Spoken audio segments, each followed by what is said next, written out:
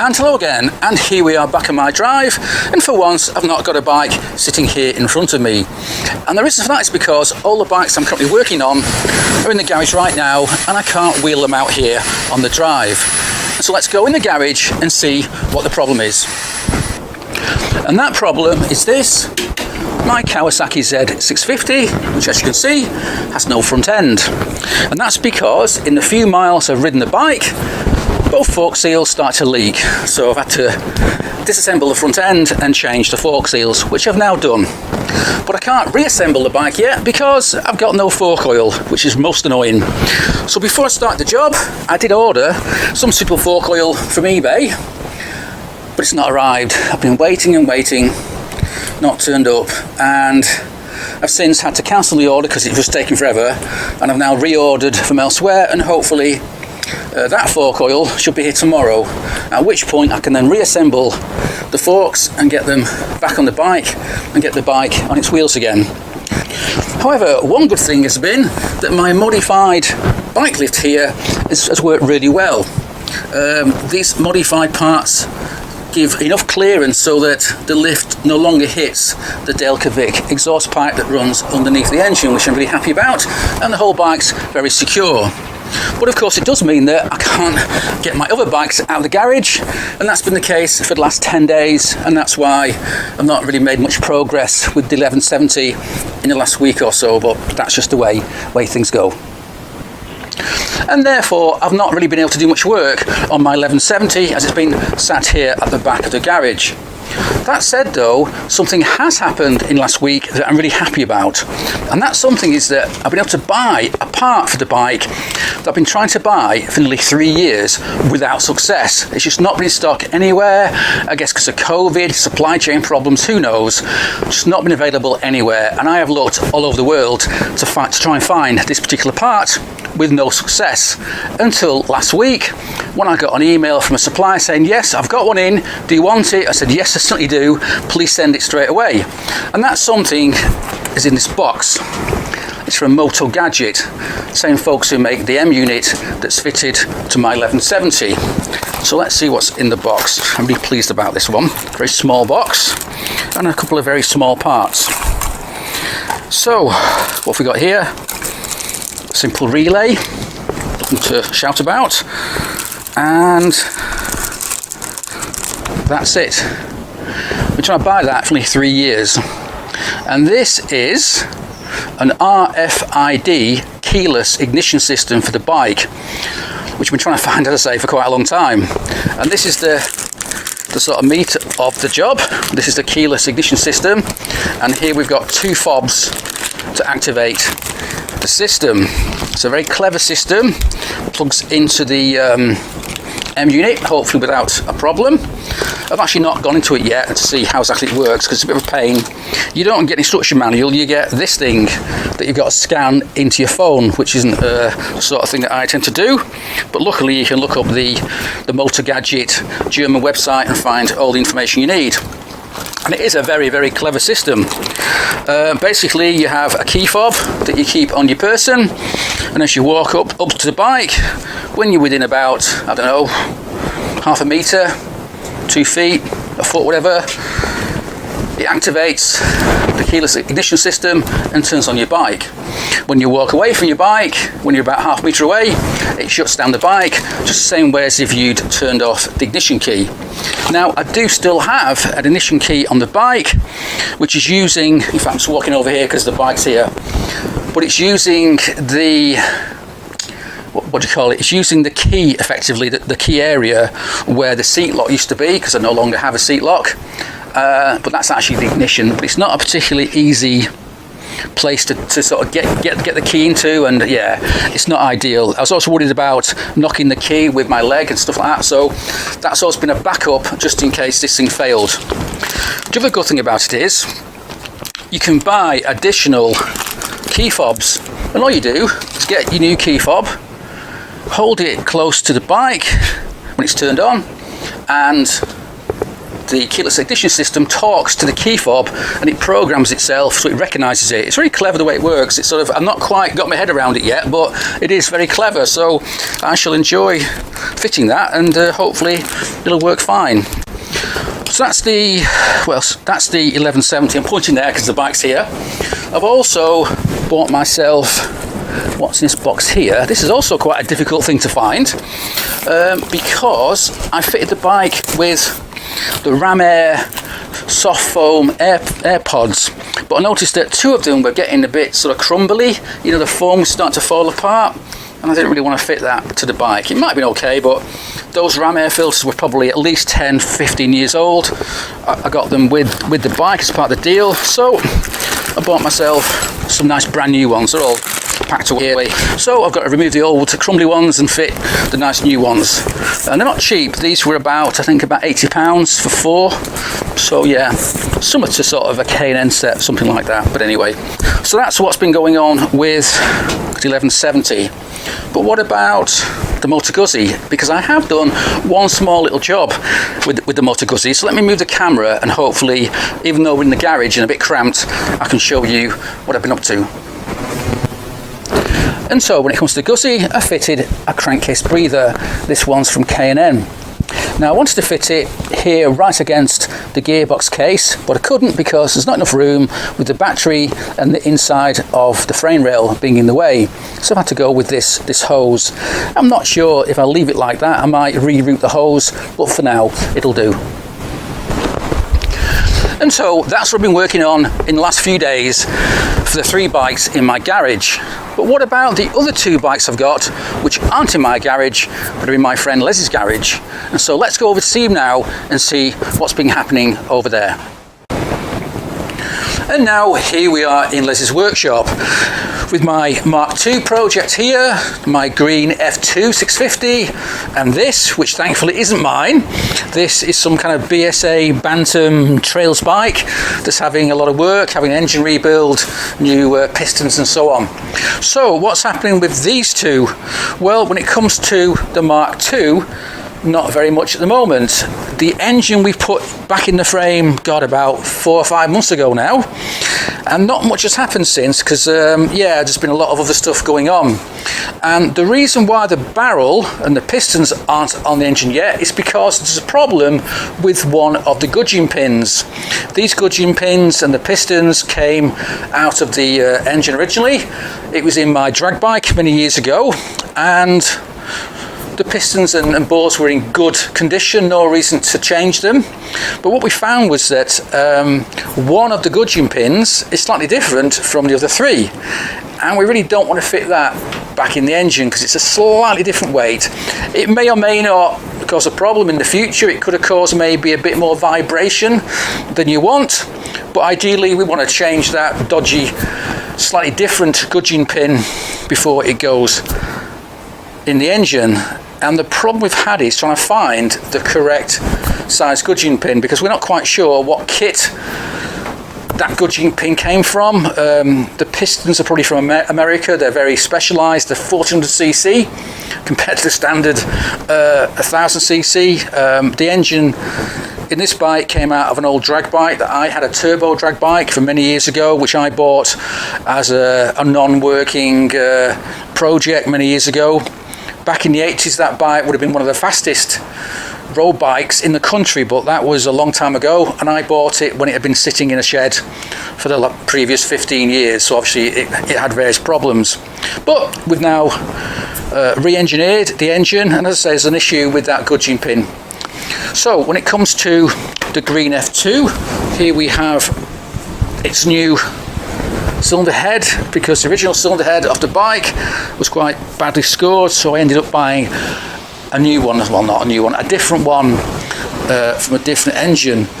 That was a black engine, so it's since been somebody coated, as you can see, to match the rest of the bike in silver, and Les has now checked it over, it's all fine, and it's been cleaning out all the oil ways, all the oil paths in the head, because when it's coated, of course, they blast it beforehand to get off all the oil finish, and that can leave all kinds of dirt and muck behind in they always, and it's not easy to get all that muck out, particularly with a cylinder head. There are some blind galleries here and here, which are very difficult to clean out, but we are making progress. Now, because I got this second cylinder head, we've got 2 sets of valves and 2 sets of valve springs, which we can use. So Les is going to go through these, clean them up, measure them, mark them up, and get the best set we can to put in the engine. So that's okay. That's actually not happened yet, but it's going to happen in the next, I don't know, few weeks. It's just that we're all really busy right now and there's no real rush to get this engine finished, although I would like to. So yeah, that's what's going on with the Mark II and the 650 F2. Oh, and by the way, the front mudguard's missing from the Mark II because it's off being repainted. It was originally red, but a different kind of red than the original Mark II red, so it's gone off to be repainted to match the rest of the bike, and God knows how long that will take to do, but it'll come back when it comes back and we'll get it back on the bike. So yeah, that's sort of what's been happening with these 2 project bikes. In fact, I will now just show you another Kawasaki, which we've mentioned before, quite an unusual bike, and yeah, that's also had an issue. And that bike is this one here, which again isn't one of mine, thankfully, but I have known this bike for quite a while. And we did see this bike in a previous video some time ago when it was having a problem running because it seemed like there was an issue with the engine. As you can see, that issue is quite a big issue because now the cylinder head has been removed. And here is that cylinder head, and the problem was it had a slightly bent valve that meant the valve was sticking either open or closed when it shouldn't. Thankfully that didn't really damage the piston in any way, so now it needs a new valve. But rather than just fitting a new valve and putting it back on the bike, this cylinder head is going to go off to be gas flowed before it gets fitted back on the bike. So perhaps we'll see this bike in the future, God knows when it's all back together again and running well. And now here I am back home again with the fuel tank sitting on my lap. And the reason for that is because I've just removed the bodywork from my 1981 Ducati MHR. And the reason for that is because I've got to do a bit more work on the rather complicated and tricky wiring of the bike. And so here's the bike with the tank removed so I can get out the wiring beneath. And what I've done is removed the idiot lights.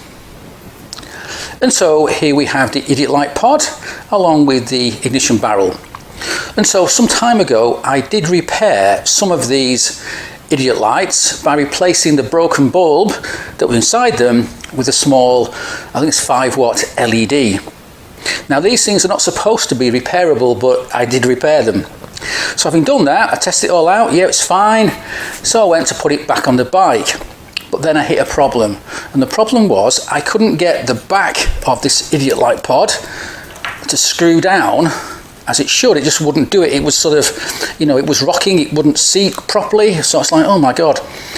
And for a long time I just left it. So what I had to do in the end was remove this from the bike, because when I first repaired it I just pulled out the idiot light blocks and repaired them one by one. I didn't have to take it all apart and off the bike. But I couldn't really see what was going on, so I've now removed it from the bike. And when you look inside, you can see what the problem might be. This is classic Italian electrics. I mean, look at the state of that. It's just so, badly made. It's just a nightmare. So, what to do? Well, I've looked at it quite carefully and I think I now know what the problem is. So, it's just a question of manoeuvring the wires in the correct area so they're not blocking off this cover to go back on it. So, yeah, I've been fiddling with it and faffing with it for a few hours now, and I think I've got it to work. It is actually, you can see here where it just doesn't want to go down, but with a bit of careful manoeuvring of the wires beneath, without damaging them, of course, you don't want to damage them, I think it will go back together again. So that's what I've been doing this morning, actually. It's very frustrating, and you do curse old Italian electrics. I mean, people do say, you know, they laugh about old Italian electrics and maybe even modern Italian electrics, but there's a reason, because they're not bloody all that well done. It's like whoever designed this wants shooting, because it's just a really crap system. They should have got the Japanese to come along and build it for them because it would have been a lot better. Anyway, so that's what I've been doing, and hopefully now I can get this back together again. It's working, and get it back on the bike. And once I've done that, I can then refit the fairing, which would be nice. And so, after a bit of a struggle, I did get the Idiot Pod reassembled and back on the bike, and that allowed me to refit the instruments and the top part of the fairing. And so the final part to fit on the bike before it's fully assembled is the lower half of the fairing. But I'm not going to fit that yet, because once it's fitted, access to the engine is quite difficult. And given that this engine is not fired up for more than 20 years, I want to be able to access the engine and tweak the carbs and so on at some point in the future when I finally get this bike outside. Now, I can't put it outside yet because there's nowhere to put it. I've got absolutely no room whatsoever in my garage or in my conservatory where I can keep it safely. And so, at least until next spring, this bike is going to stay in my living room where it's been for more than 20 years.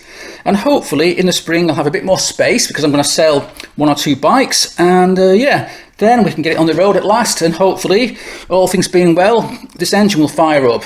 Because I've done everything I need to do in the last few years to get it to run properly. It's now got, let's see, new coils, new ignition, it's got rebuilt brakes and so on and so on. So really there should be no reason why, if I put some petrol in this engine right now and kick-started it, hang on, oh, it's got quite a compression, as you can see, it would fire up. But I'm not going to do that in my living room, so I'll have to wait until, as I say, I've got space in my garage or in my conservatory so I can keep it there rather than keeping it in my living room like a giant ornament. In fact, it's looking a bit dusty actually, so I might give it a bit of a dust down like you do with all expensive ornaments. And yeah, I'm so used to having it here that it's going to feel a bit odd and it's no longer here to look at in my living room.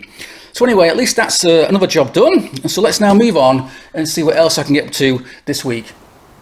And now here I am back in the garage because I've now collected my fork oil. So I can get these forks back together again and get the front end back on the bike. And so there's the first fork back on the bike, and now I'm going to do the second fork. Now I can't do them both at the same time, or rather I don't want to, because if I've pulled both forks out at the same time, the headlamp would fall off, which we don't want. So I've now measured out the correct amount of fluid, 190 millilitres. So we'll get him in here, like so. This, by the way, is W15 grade oil, as per the book. Actually, I thought it was W10, but it's not, it's W15, so anyway. So there you go. That's fine. Then we'll get the spring in. And then, the tricky bit is getting the top nut back in. So here goes.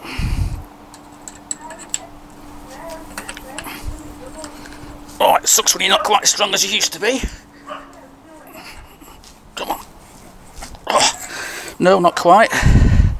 Yeah, it's quite difficult to push down. If not, I can always put this in the vise, but I don't really want to. Here we go.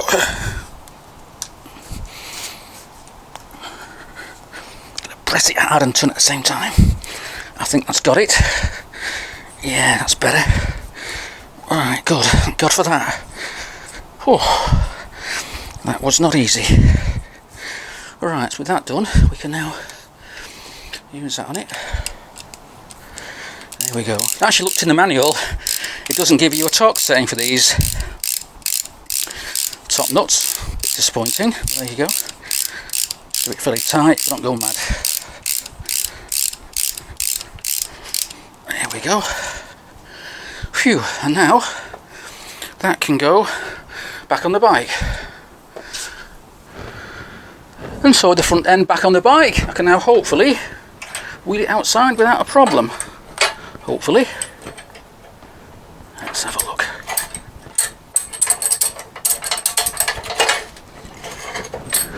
Let's get that out there safely.